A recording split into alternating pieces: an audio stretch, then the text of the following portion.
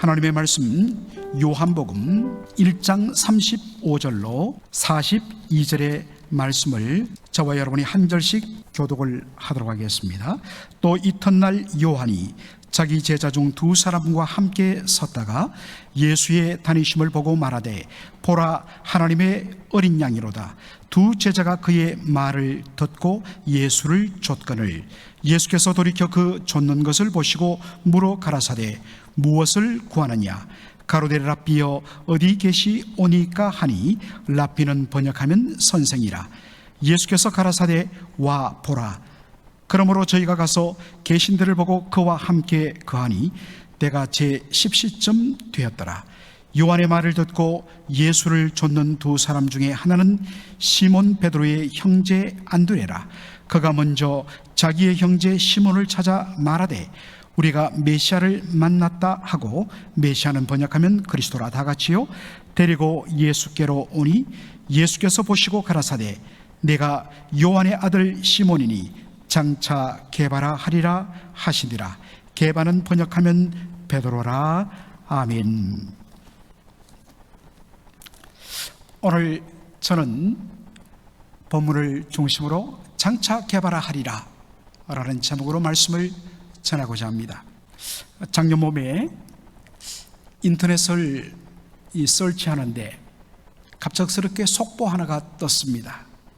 그 속보의 제목은 여러분이 설악산 가보시면 항상 만나게 되는 헌들바위, 이 헌들바위 추락이라는 아주 굵은 글씨로 된 속보 타이틀이 떴습니다. 그러면서 그 기사를 보니까 이렇게 되어 있었습니다. 미국인 관광객 일행을 인솔한 한국인 가이드가 설악산에 와서 헌들바위를 설명했다는 것입니다. 이 헌들바위는 한두 사람이 밀어도 10사람이 밀어도 흔들거리지만 절대로 떨어지는 않습니다. 이 말을 듣고 11명의 미국인 남자 관광객들이 힘을 모아서 밀었더니 이 헌들바위가 그만 굴러 떨어지고 말았다 라는 기사였습니다. 그래서 그 결과로 이 11명의 미국 관광객들이 모두 다 연행되어서 속초경찰서에 입건되었다 라는 뉴스였습니다. 벌써 한 40년 가까이 되는데 1983년에 이 설악산에 고등학교 수학여행을 간 적이 있습니다. 그때 헌들바위 앞에서 사진 찍고 친구들과 함께 밀었던 그 추억이 있어서 너무나 안타까웠습니다. 그런데 뭔가 느낌이 이상해서 그 기사의 제일 마지막을 보았더니 이렇게 끝났습니다.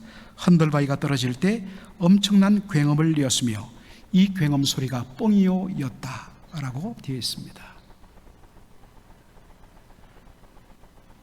어쨌든 이 굵직한 추락기사 속보 때문에 전국이 난리가 났습니다.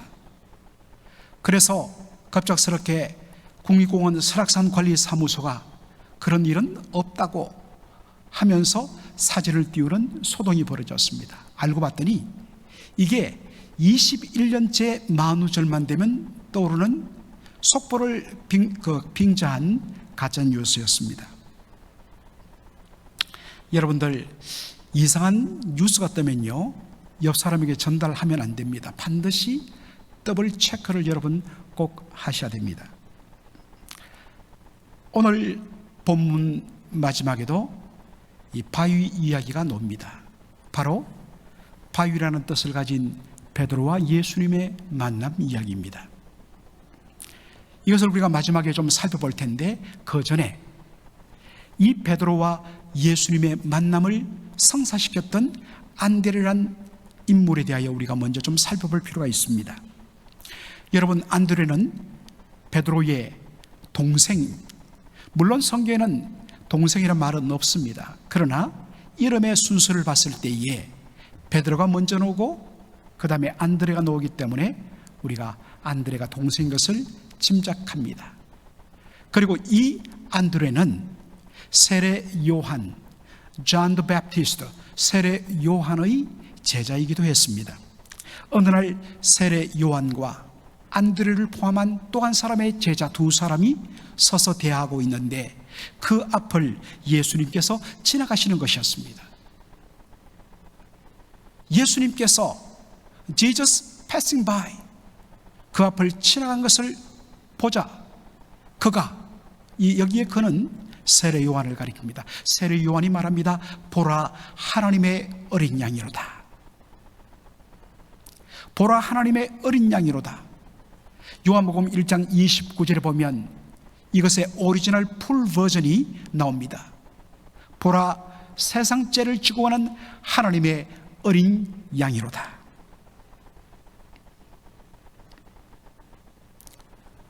예수님이 세상 죄를 지고 가는 하나님의 어린 양이라는 이야기를 듣자 큰 관심을 가진 이 두 사람의 제자들이 어떻게 반응을 합니까? 두 제자가 그의 말을 듣고 예수를 따랐다는 것입니다. They followed Jesus. 여러분, 예수를 줬다, 예수를 따르다, follow, 이 말은 무슨 뜻일까요? 헬러 원어를 보면 여기에 따르다라는 말은 바로 누구의 제자가 된다는 뜻입니다. 그러므로 이들이 예수님을 좇은 이유, 따른 이유는 무엇입니까? 예수님의 제자가 되기를 원해서였습니다. 이들을 본 예수님이 뭐라고 말씀하십니까? 이렇게 말씀하시죠. 돌이켜 그 좇는 것을 보시고 물어 가라사대 무엇을 구하느냐?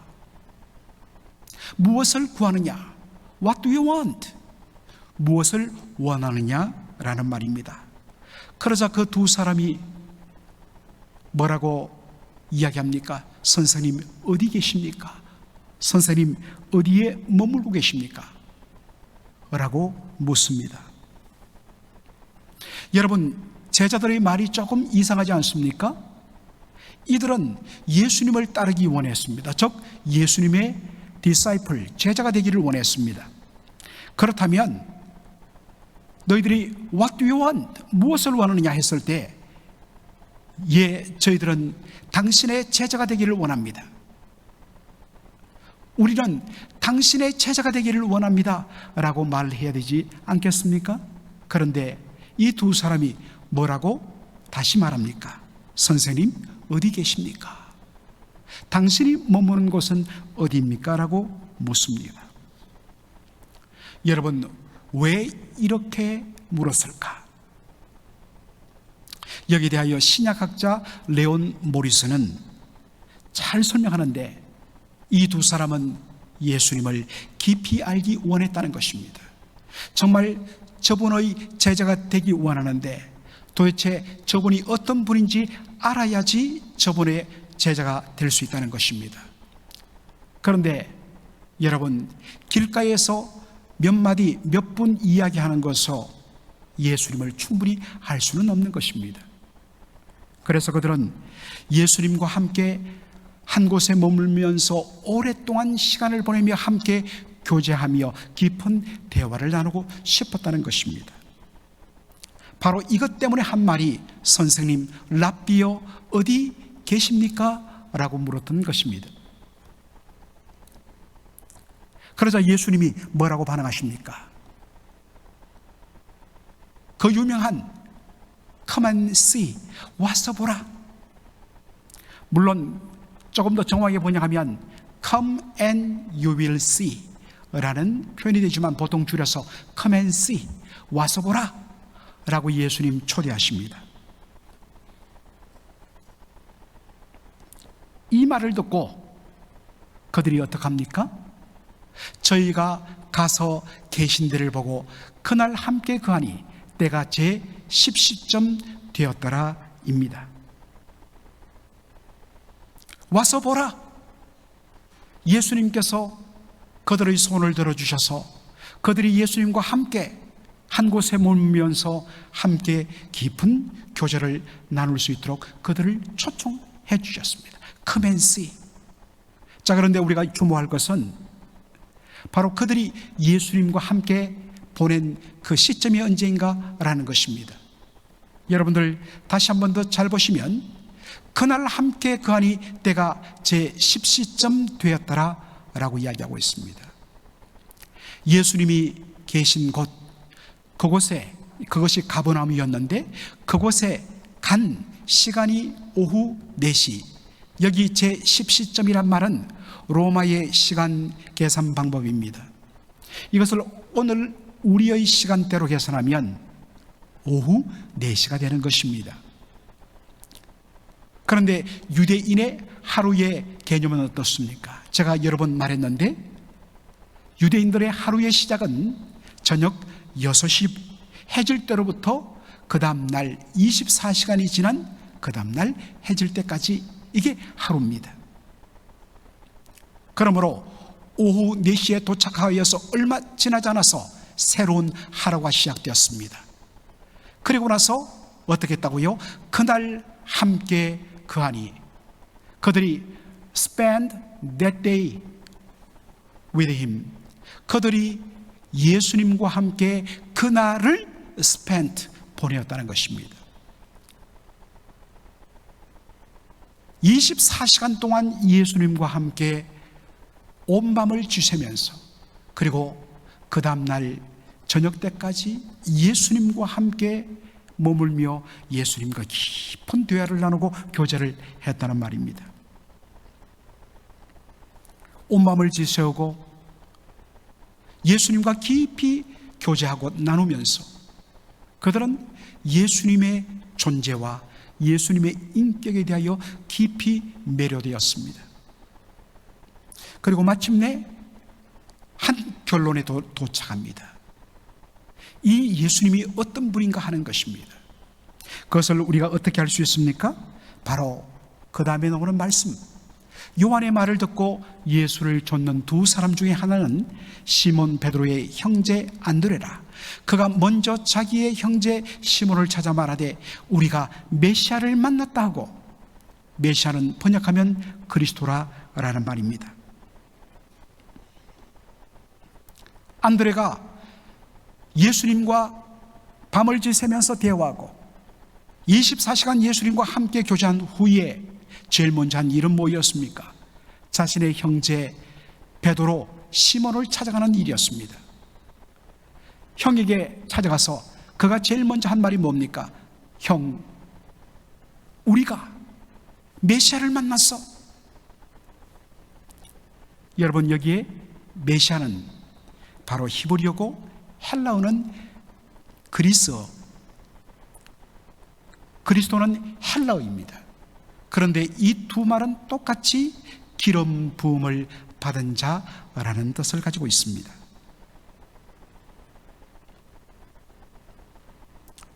유대인들이 겉으로 고대했던 바로 그 메시아, 그 그리스도 자신이 바로 만났다는 것입니다. 그가 누구냐? 나사렛 예수라는 것입니다. 여러분, 안드레가 어떻게 이렇게 자기 형 베드로 시몬에게 찾아가서 내가 메시아를 만났다고 말할 수 있었을까요? 바로 온 밤을 지새면서 예수님과 깊이 교제함을 통하여 예수님이 누군지를 알았던 것입니다. 여러분, 여기서 우리는 믿음의 성장의 원리를 하나 발견합니다. 믿음은 예수님과의 깊은 교제의 시간을 통하여 여러분 믿음이 자라게 되어 있습니다. 우리가 오늘날 예수님을 어떻게 깊이 만날 수 있을까요? 그것은 말씀과 기도를 통해서입니다.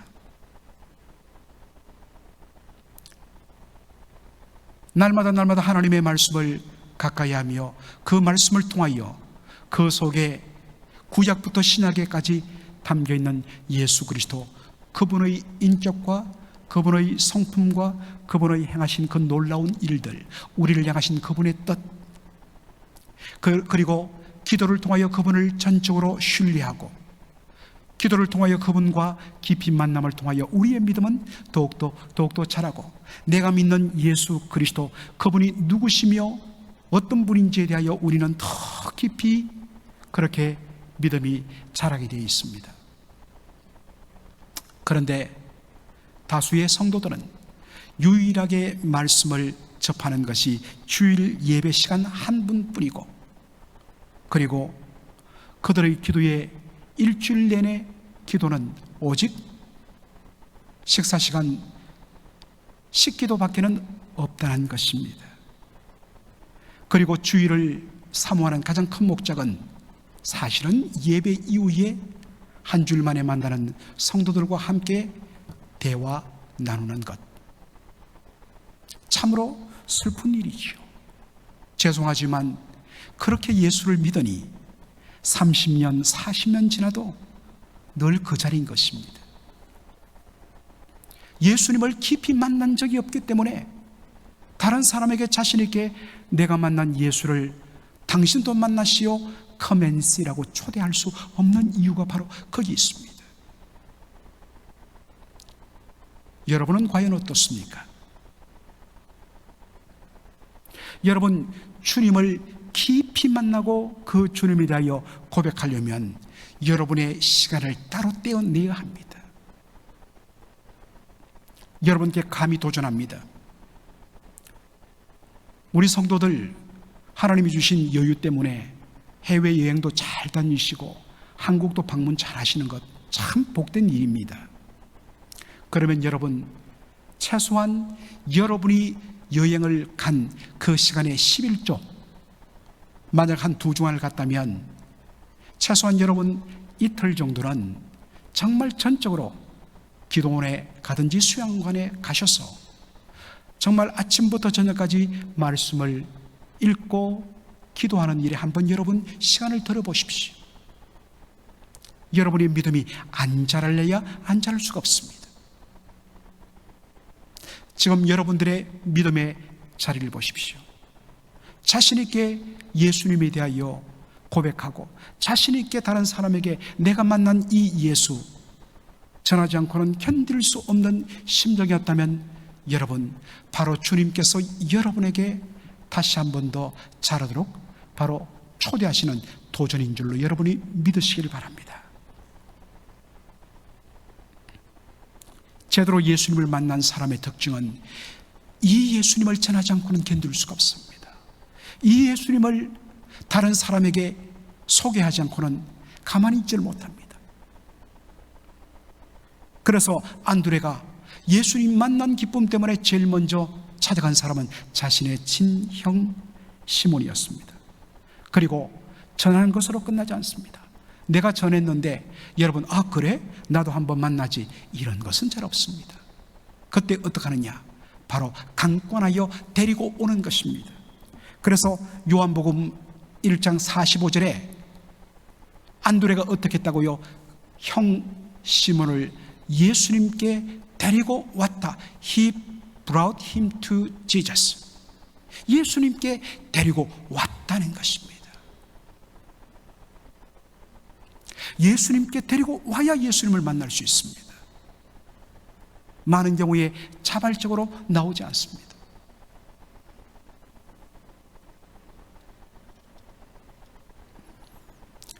레온 모리스는, 제가 조금 전에도 소개해드린 신약자 레온 모리스는 참으로 흥미로운 관찰을 소개합니다. 저도 사실 오늘 이 본문을 자세히 묵상하고 연구하는 가운데 이 사실을 알고 지금까지 제가 이것을 몰랐구나 발견하는 기쁨을 누리게 되었습니다. 레온 모리스는 요한복음에 언급된 안드레에 대하여 놀라운 공통점을 이야기합니다. 그것은 요한복음에 안드레가 3번 언급되는데 그때마다 안드레는 사람들을 예수님께로 데려오고 인도하는 모습이었다는 것입니다. 오늘 본문 요한복음 1장에 보니까 예수님을 만나고서 형에게 가서 내가 메시아를 만났다 이야기하면서 형을 예수님께 데려왔습니다. Andrew brought Simon, his brother, to Jesus. 예수님께 그의 형 시몬을 인도했습니다. 요한복음 6장에 보면 여러분들 오병이어 사건이 나옵니다. 오병, 보리떡 5개와 이어, 물고기 2마리로 남자만 5,000명 이상을 먹이고도 12광줄이 남긴 그 놀라운 오병이어의 기적이 나오죠. 그런데 여러분, 그 오병이어 기적의 출발점은 어디에 있었습니까? 그 보리떡 5개와 물고기 2마리는 한 소년이 가지고 있었던 그의 런치박스, 그의 도시락이었습니다.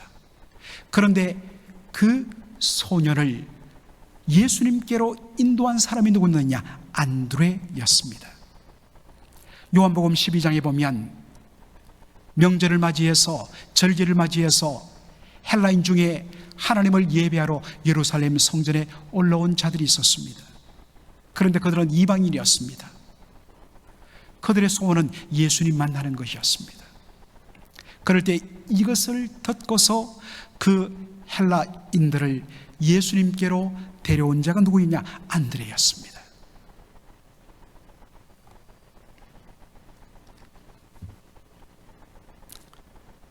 최고 위대한 일은 뭐냐? 내가 사람을 설득하여 예수 믿게 할 수 없습니다. 예수님이 그를 만나주시면 믿게 되는 것입니다. 우리의 가장 최선의 일은 뭐냐? 그들을 예수님 만나도록 예수님께 데려오는 것입니다. 솔직히 우리 한국적인 정서는 뭔가 앞장서 나서는 것을 꺼리는 그러한 것이 어떤 의미에서는 우리 1세대의 문화입니다. 누가 앞서 나가면, 열심히 하면 왜 저렇게 설치싸? 라고 그렇게 하는 것이 이상하게 하나의 문화가 되어버렸습니다. 그런 시각에서 보면 안드레처럼 일이 있을 때마다 오세요, 제가 예수님께 소개해드리겠습니다, 이렇게 적극적으로 나서는 사람들, 야, 뭐 꼭 저렇게 너무 오지랖 넓은 것 아니야? 라는 눈빛이기도 합니다. 그러나 그런 분들의 사실은요, 정직하게 말하면 저는 성품 때문에, 저는 성격 때문에 나서는 스타일, 사실은 아니에요. 성격 문제가 아니에요. 그것은 영적으로 병들었기 때문입니다. 내가 만난 예수, 나의 영혼을 변화시킨 그 예수를 소개시키지 않고는 견딜 수 없는 것, 이게 건강한 모습이에요. 믿음이 약한 자, 없는 자를 나는 그 사람 바꿀 수 없지만 예수님, 그를 만날 수 있고 바꿀 수 있기 때문에 그 예수님께 인도하는 것, 이것이 정상적입니다. 그런 예수님을 전하지 않고 예수님께 인도하지 않고 잠잠하는 것, 처음 보는 낯선 분들이 교회에 왔는데 그분들에게 다가가서 따뜻하게 손을 내밀지 못하는 것, 여러분, 그것이 오히려 기이한 일입니다. 정말 예수님을 뜨겁게 만난 사람은 영혼에 대하여 불타는 마음을 가질 수밖에 없습니다. 그렇지 못한 자신을 부끄럽게 여기며 오히려 주님 앞에, 주여, 내가 만난 예수를 당당하게 사람들 앞에 전하며 그들을 주님께 인도하며 사람들을 섬기는 그런 마음 주시옵소서라고 기도하는 것이 오히려 더 정상인 것이죠. 저는 우리 교회에 이와 같은 안드레가 넘치기를 주의 이름으로 축원합니다. 더 많아지기를 소원합니다. 적극적으로 여러분 손 내미셔야 돼요. 인간적인 시각에서 제가 말하면 안드레가 없었다면 시몬 베드로는 없었습니다. 하나님은 안드레를 사용하십니다. 안드레가 그의 형 시몬을 예수님께 데려왔을 때 시몬을 보신 예수님이 뭐라고 이야기하십니까? 예수께서 그를 보시고 가라사대 네가 요한의 아들 시몬이니 장차 게바라 하리라. 게바는 번역하면 베드로라. 너는 장차 게바라 하리라. 여러분, 게바는 번역하면 베드로인데, 게바는 케파스란 이 말은 예수님 당시 팔레스타인 지역의 공용어로 쓰였던 아람어입니다. 그리고 이것을 번역한 헬라 말이 베드로, 페트루스란 말입니다. 둘 다, 게바나 베드로나 둘 다 락, 반석, 바위라는 뜻입니다. 여러분, 바위의 이미지는 어떻습니까? 바위는 단단하고 그리고 견고하고 흔들리지 않는 굳센 모습입니다. 그런데 여러분, 복음서에 묘사된 베드로의 모습은 대단히 충동적입니다. impulsive, 변덕스럽습니다. volatile, 그리고 정말 믿기 어려운 unreliable입니다. 주님, 모두 다 주님을 버릴지언정 저는 주님을 버리지 않겠습니다. 제가 주님과 함께 목숨을 버릴지언정 저는 주님을 떠나지 않겠습니다. 그것이 예수님 잡히시기 몇 시간 전에 했던 말입니다. 그러나 예수님이 잡힌 것을 보고 나서 베드로는 닭이 울기 전에 예수님을 3번 부인했던 인물이었습니다. 예수님께서, 모든 것을 아시는 예수님께서 베드로를 보면 몰랐을까요?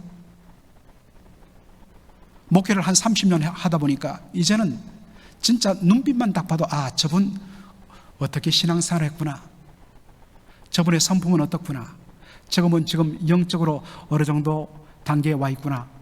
여러분, 저도 감지하는데 모든 것을 다 보시고 아시는 예수님께서 모르시겠습니까? 그런데도 예수님 말씀하십니다. 너는 장차 게바라 하리라. 너는 장차 반석이라고 불릴 것이다.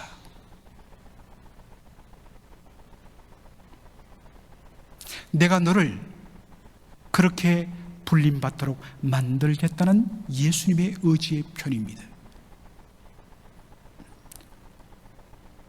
베드로야, 시몬아, 네가 지금은 조금만 밀면 이리저리 흔들리는 흔들바위 같은 존재이다. 그러나 내가 장차 너를 그 흔들바위 뒤에 보이는 거대한 울산바위 같이 내가 너를 만들겠다. 여러분, 이런 은혜를 받고 쓰임받은 사람은 교만할 수 없습니다. 왜냐하면 알기 때문입니다. 도저히 그렇게 불림받을 수 없는, 은혜 받을 수 없는 존재를 우리 주님께서 오래 참아주시고 기다려주시고 주님이 인내하심으로 마침내 자신을 반석 같은 존재로 들어 쓰셨기 때문입니다. 이것을 아는 사람은 오직 하나님 한 분만을 자랑하게 되는 것입니다. 여러분, 제가 시작할 때 설악산의 흔들바위 이야기로 시작했습니다. 여러분, 우리는 보통 흔들바위를 주로 주목합니다. 그러나 여러분, 이 흔들바위를 받치고 있는 바위를 아시나요? 저렇게 사람들이 미는데 저 흔들바위를 받치고 있는 저 거대한 바위 이름을 와우암이라고 이야기합니다. 누울와자의 소우자, 마치 멀리서 보면 큰 소가 이렇게 누워 있는 듯한 그런 모습이라는 것입니다. 그래서 와우암이라. 그런데 여기에는 또 하나의 닉네임이 있습니다. 식당암, 레스토랑트 락이라는 별명이 있습니다. 자, 여러분, 이것이 나무에 가려진 설악산 흔들바위고 그 흔들바위를 받치고 있는 저 거대한, 저 평평하고 굳센 바위가 와우암인데 마치 소가 누워있는 것 같죠? 그런데 저것을 레스토랑트 락, 식당암이라고 그래요. 저기에 지금 여름에 몇몇 사람들이 앉아서 쉬고 있는데 사람 100명이 함께 앉아서 도시락을 먹을 정도로 넓은 바위라고 합니다. 한눈에 봐도 얼마나 든든하고 얼마나 안전하게 보이는지. 여러분, 헌들바위가 헌들 하는데도 굴러떨어지지 않는 이유는 바로 밑에 헌들바위를 떠받치고 있는 와우암 때문입니다. 헌들바위가 밑으로 굴러떨어지지 않도록 저 와우암의 아래쪽에는 움푹 패여 있습니다. 일종의 의인화 표현으로 자신의 한 곳을 움푹 파내고 거기에다가 헌들바위를 떠받치고 있습니다. 헌들바위는 밀면 흔들거립니다. 그런데 굴러떨어지지 않습니다. 왜냐? 그 밑에 거대한 반석 와우암이 떠받치고 있기 때문입니다. 여러분, 우리가 신앙생활 하면서 얼마나 우리가 변덕심하고 우리가 이리저리 헌들바위 같이 움직이는 그런 존재인지 저와 여러분은 아십니다. 그럼에도 불구하고 우리가 이렇게 은혜생활하고 서 있는 것은 우리를 받쳐주시는, 우리는 흔들릴지라도 전혀 흔들리지 않는 영원한 반석 되신 예수님께서 우리를 붙잡고 계시기 때문인 것입니다. 오늘 우리 집사님께서 대표기도 하면서 오늘 2부 예배 마치고 직분자 선출을 위한 임시공동의회를 위해서 기도해 주셨습니다. 여러분, 예수님께서 시몬 베드로를 사도로 세우실 때에 반석 같은 그의 믿음을 보시고 세우셨을까요? 아니에요. 전혀 반석이 아니에요. 사실은 믿음에 실패한 자입니다. 예수님께서 베드로를 당신의 사도로 부르시고 그에게 반석이란 별명을 주신 이유는 유일한 근거는 예수님 자신에 대한 확신 때문입니다. 예수님 자신을 믿었기 때문입니다. 너는 비록 약할지라도 내가 장차 너를 반드시 반석같이 만들고 말리라. 우리는 그것을 계속 경험하고 있습니다. 여러분이 장로님이 되고 안수집사가 되고 시무권사가 될 때에 여러분 대단히 믿음이 좋아서 세워진 것처럼 보이지만 그렇지 않습니다. 그런데 주님께서 왜 세우셨느냐? 내가 책임지겠다. 내가 만들겠다. 그래서 여러분, 지금 우리 교회 장로님들, 시무안수 집사님들, 시무권사님들 이렇게 멋있게 쓰임받고 있는 것입니다. 사랑하는 성도 여러분, 부족한 자가 주님의 능력의 손에 붙잡힐 때 반석 같은 믿음의 일꾼이 되고 마는 것입니다. 내가 너를 개발하 만들고 말겠다. 우리는 그를 들어 쓰시는 그 주님의 손을 바라보면 되는 것입니다. 그리고 그 일은 오늘 우리에게도 계속 진행됩니다. 사랑하는 성도 여러분, 아무리 우리가 흔들릴지라도 우리 주님은 여전히 그 자리에 여러분을 떠 받치고 계십니다. 이것이 우리의 구원의 확신의 근거인 것으로 믿습니다. 기도하겠습니다. 살아계신 우리 아버지 하나님, 오늘 이 귀한 주일에 아버지 하나님, 저희들로 하나님을 예배하게 하시고 생명의 말씀을 받게 하여 주시니 감사합니다. 오늘 안드로의 모습을 통하여서 다시 한 번 더 우리의 믿음을 조명해 보기를 원합니다. 우리의 믿음이 예수님 만난 감격으로 기쁨으로 충만하지 못하고 내가 만난 이 예수 그리스도를 사람들에게 전하지 않고는 견딜 수 없고, 그 영혼들을 주님께로 인도하지 않고서는 견딜 수 없던 그 마음, 바로 주님과의 깊은 교제와 주님과의 깊은 사귐을 통하여서 그 주님이 어떤 분인지를 맛봤기 때문인 것을 보았습니다.